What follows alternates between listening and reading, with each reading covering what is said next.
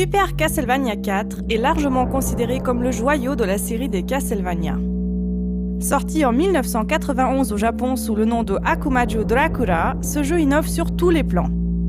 Les graphismes sont d'une variété jamais atteinte dans un jeu Super Nintendo jusqu'alors, les animations s'étoffent avec un grand nombre d'effets spéciaux et le gameplay présente une riche gamme de nouvelles possibilités. Mis à part cette grande richesse technique, le jeu innove également sur le plan musical. Sa bande originale atypique est restée dans l'histoire du jeu vidéo comme l'une des bandes-son les plus originales et pertinentes.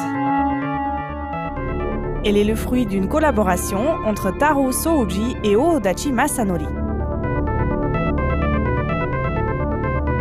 On note également sa grande variété. En effet, à chaque environnement est associée une musique unique. Dans un même niveau, on peut ainsi trouver plusieurs thèmes musicaux différents.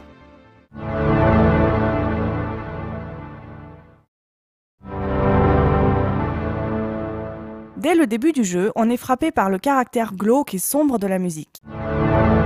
Dans l'introduction, le déplacement du personnage est accompagné seulement de quelques accords, laissant largement la place à un silence tendu qui souligne parfaitement la désolation du lieu.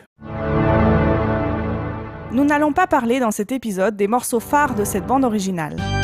Les plus connaisseurs d'entre vous citeront probablement le thème de Simon, le morceau intitulé Bloody Tears ou encore le fameux Vampire Killer.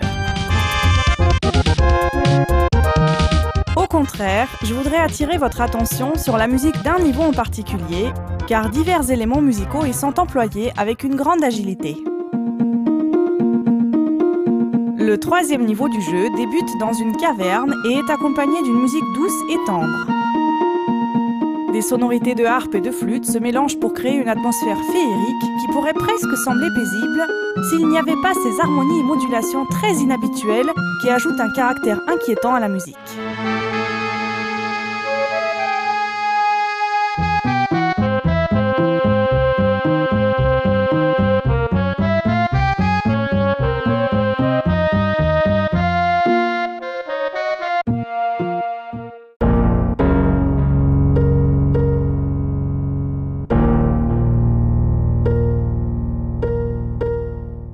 Simon arrive ensuite aux cascades. Après une introduction inquiétante et tragique au piano, nous pouvons entendre des rappels du thème de la caverne dans les cordes.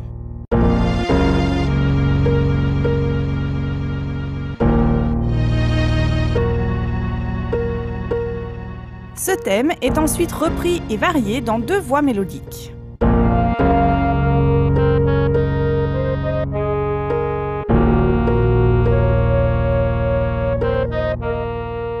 Une atmosphère triste et pesante règne ici.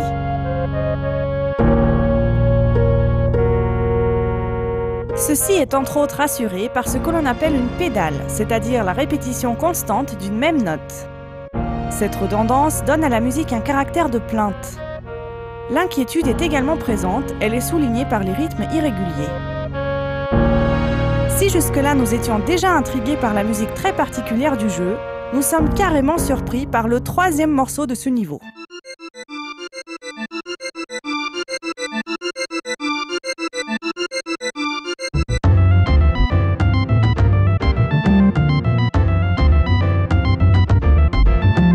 Il sort totalement du lot et semble presque ne pas appartenir à la continuité de la bande originale. Cette musique très agitée est en fait un morceau de jazz moderne avec une formation traditionnelle composée d'un piano, d'une basse et d'une percussion, ainsi que de divers instruments mélodiques qui vont au cours du morceau exécuter plusieurs solos libres assez dissonants et irréguliers.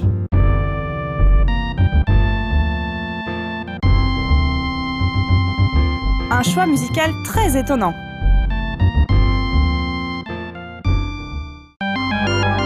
Le troisième niveau de Super Castlevania 4 résume à lui tout seul les principales caractéristiques de la bande originale du jeu.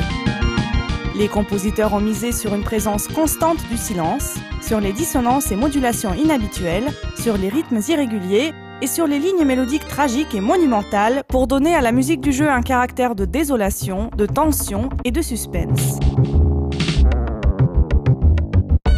Il n'est pas étonnant que cette bande originale ait autant marqué les esprits.